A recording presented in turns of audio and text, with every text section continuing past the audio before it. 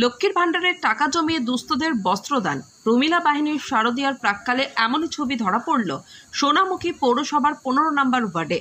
আর দিন তিনিকের অপেক্ষা, তারপরই মর্তে মা উমার আগমন। অনেক জীবন্ত দুর্গা দশভূজার আগমনের প্রাক মুহূর্তে অসহায় অবস্থায় ঘুরে বেড়াচ্ছে। এবার তাদের মুখে হাসি ফোটাতে এগিয়ে এলেন সোনামুখী পৌরসভার 15 নম্বর ওয়ার্ডের প্রমিলা বাহিনী। বছরভর লক্ষ্মীর ভাণ্ডারের টাকা জমিয়ে প্রায় 200 জন দুস্থ মহিলার হাতে তুলে দেওয়া হলো নতুন বস্ত্র। এদিন সন্ধ্যায় সোনামুখীর বিশিষ্ট সমাজসেবী বাবলি গোস্বামীর নেতৃত্বে 15 নম্বর ওয়ার্ডের মহিলারা সাহায্যের হাত বাড়িয়ে দিলেন অসহায়দের উদ্দেশ্যে। সোনামুখী শহরের 15 নম্বর ওয়ার্ডের মা চামুন্ডা কালী মন্দির প্রাঙ্গণে আলোকিত হয়েছিল কয়েক শত অসহায় মানুষের হাসিতে। এই বস্ত্রদান কর্মসূচি চলার সময়ও দেখা গেল এক অভিনব দৃশ্য।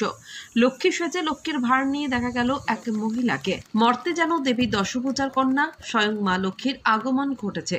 সমাজসেবী বাবলি গোস্বামী জানান, তাদের এই কর্মকাণ্ডে অনুপ্রেরণা রাজ্যের মুখ্যমন্ত্রী মমতা বন্দ্যোপাধ্যায়। তিনি সারা বছর জুড়ে যেভাবে মানুষের পাশে থাকেন তার থেকে শিক্ষা নেই মুখ্যমন্ত্রী প্রদত্ত লক্ষ্মীর ভাণ্ডারের টাকা জমিয়ে তাদের এই কর্মসূচি। আগামী দিনেও তারা একইভাবে চালিয়ে যাওয়ার চেষ্টা করবেন বলেও জানিয়েছেন তিনি। শারদীয়ার পূর্বে এই ধরনের উপহার পেয়ে বেজায় আপ্লুত জীবন্ত দুর্গারা। তারা দুহাত ভরে আশীর্বাদ বর্ষণ করলেন 15 নম্বর ওয়ার্ডের প্রমিলা বাহিনীকে। তাদের এই উদ্যোগকে সাধুবাদ জানিয়েছেন প্রত্যেক সোনামুখীবাসী। সোনামুখী থেকে মিলন পাজার রিপোর্ট, MBS নিউজ। আজকে আপনারা কি কর্মসূচি করলেন?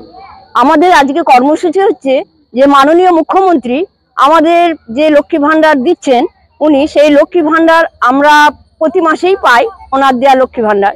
সেই জন্য আমরা মহিলারা সবাই ঠিক করলাম যে দিদির এই লক্ষ্মী ভাণ্ডার দিয়ে অনেক গরিব দুস্থ মানুষ আছে, তো যে তাদের পাশে দাঁড়িয়ে তাদেরকে একটা করে ছাপা শাড়ি দিয়ে তারা যেন ওই নতুন বস্ত্র পরে যেন মন্দিরে দুর্গা মন্দিরের মায়ের সামনে আসতে পারে এবং আনন্দ উপভোগ করতে পারে, পুষ্পাঞ্জলি দিতে পারে।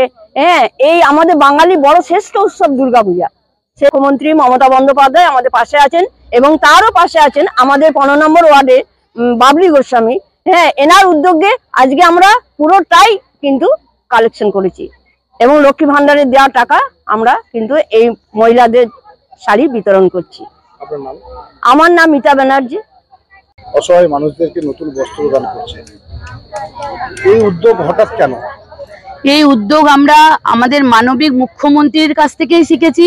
কারণ দিদি বন্যার সময় এক গোলা জলে দাঁড়িয়ে থাকে, মানুষকে বস্ত্র দিয়ে সাহায্য করে, বাচ্চাদের স্কুলের ড্রেস দিয়ে সাহায্য করে, লক্ষ্মীর ভাণ্ডার দিয়ে সাহায্য করে, নানা রকম শিশু সাথী, সবুজ সাথী, কন্যাশ্রী, সমস্ত কিছু। তাতে আমাদেরও মনে হলো যে আমরাও তো সবাই লক্ষ্মীর ভাণ্ডার পাই।